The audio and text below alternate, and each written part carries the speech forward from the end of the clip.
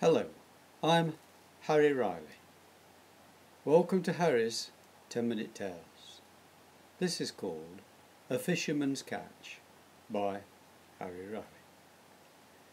Martin Wagstaff was a middle-aged, short and stocky Yorkshireman. I'm proud of it.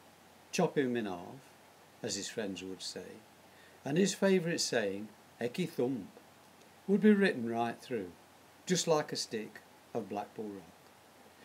By trade he was a butcher. To his customers, a weekly visit to his shop was an essential part of their everyday lives. Nobody could make black puddings like Martin. They would blow your mind. He always claimed it was a secret recipe, handed down through generations of Grandma Wagstaffs. His sausages, too, were to die for. Fried just so, in a sizzling pan, with just the tiniest hint of garlic, and the eager recipient would be transported to a state of illumination and inexpressible joy, in harmony with his true soul. Later, coming back down to earth, he would say that Martin's sausages were the nearest delight a Yorkshireman or woman could ever get to a taste of pure nirvana. His reputation grew far and wide, and one of his regulars wrote from Bahrain to say he had taken some of Martin's black puddings to his hotel, and that expats were demanding more. Martin was flushed with success, and contemplated setting up a string of Wagstaff butcheries across West Yorkshire. He prospered, and it was not long before he attracted the attention of the local femme fatale. Young Polly Wharton was a leggy blonde and a gold digger, who occasionally came into the shop with her mother, more often as the gossip-mongers spread the news of his big plans, and soon they were married. Then disaster struck.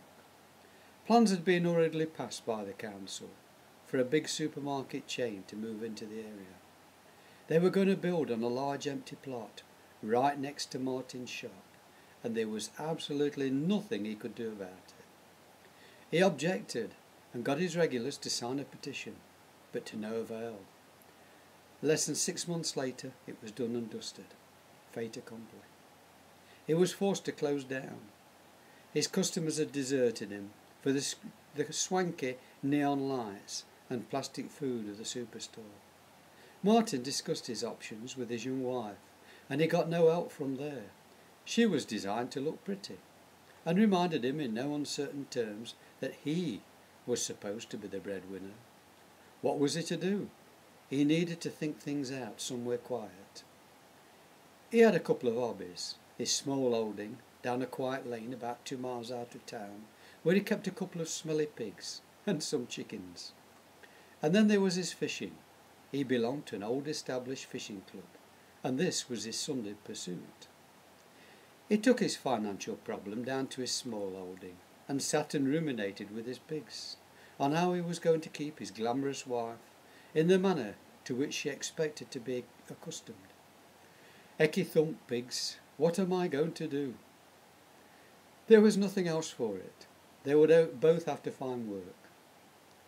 Without further ado, he applied to the frozen food factory and was taken on in the meat processing department as a menial assistant. His butchery skills, it seemed, didn't count for much in this fast-moving conveyor belt assembly.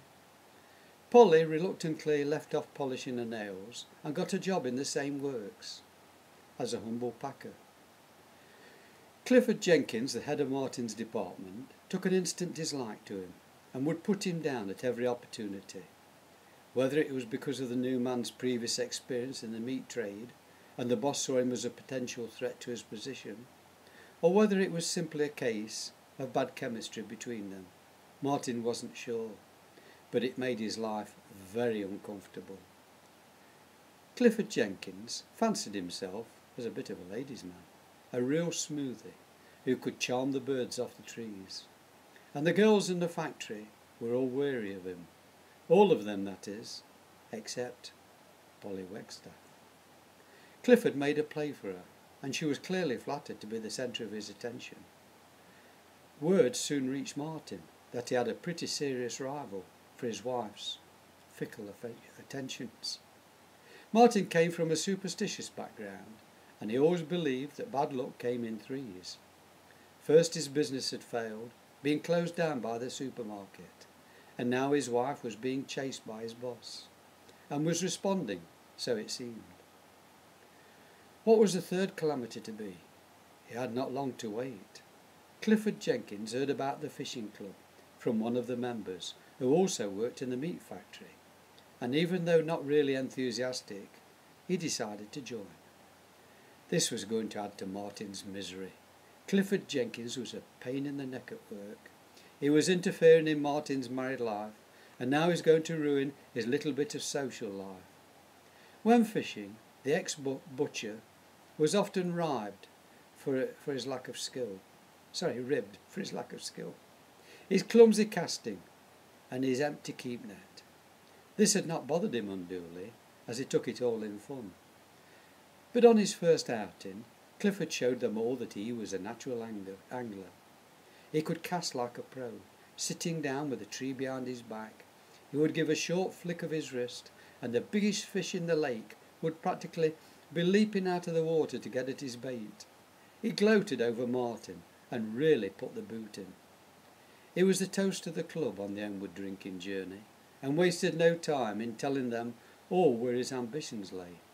He wanted to be known as the big gambler, the one who could catch the biggest and the best fish.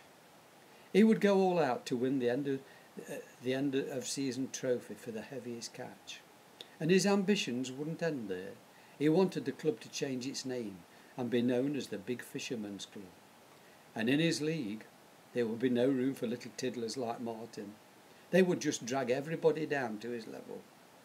His go-getting views had them all agog. Nobody had ever thought as big as this.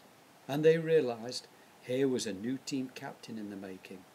They sat up and listened avidly.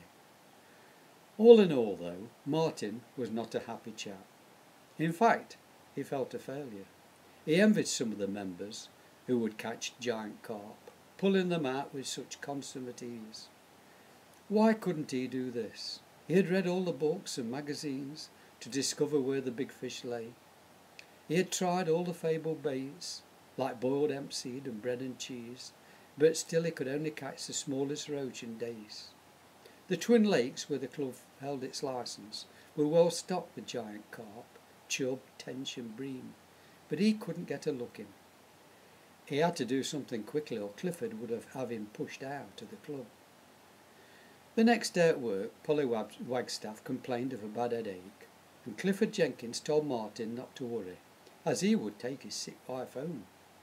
Martin could continue with his shift without having to lose pay. There was not much Martin could say, except a muttered "thank you" to this suggestion. He let it slide, and his wife seemed much recovered when he came home that evening. In fact, she seemed quite bright and sparkly.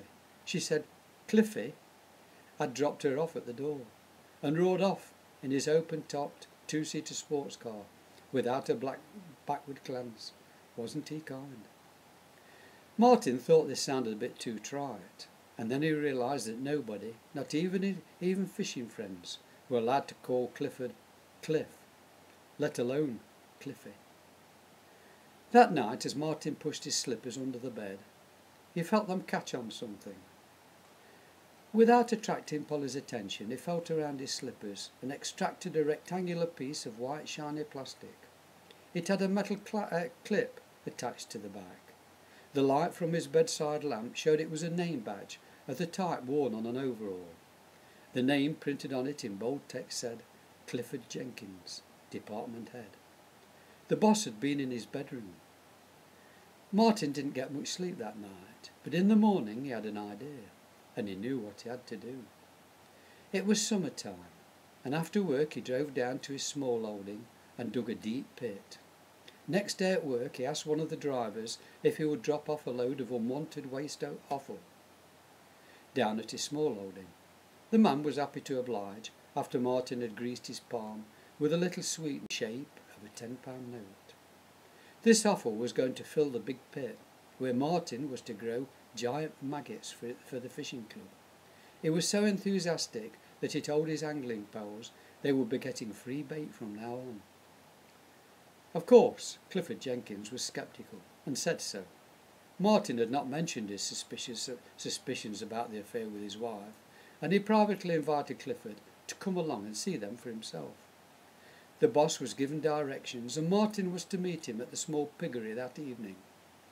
Martin arrived early and set out his stall in the lean-to shed, where he kept his butchery knives laid out, all gleaming and sharp, at the side of his big wooden cutting slab. Clifford duly arrived in his sporty car with its twin exhaust pipes belching smoke. But if he was impressed by Martin's new maggot venture, he never let on. For the next day at work, everyone was asking why the boss hadn't turned up. Polly Wagstaff was in for a big disappointment, as her new lover had vanished without a trace. Some people speculated that he had left the district altogether, gone off with some other poor chap's wife. Martin didn't add to the speculation. He bred big fat maggots and very soon was catching big fish. He took the acclaim in his stride, and later that season won the coveted largest catch trophy. In the clubhouse they all drank a toast to their new champion. Someone remarked it was a pity Clifford Jenkins hadn't been there to witness Martin's victory, but in a way he had. End.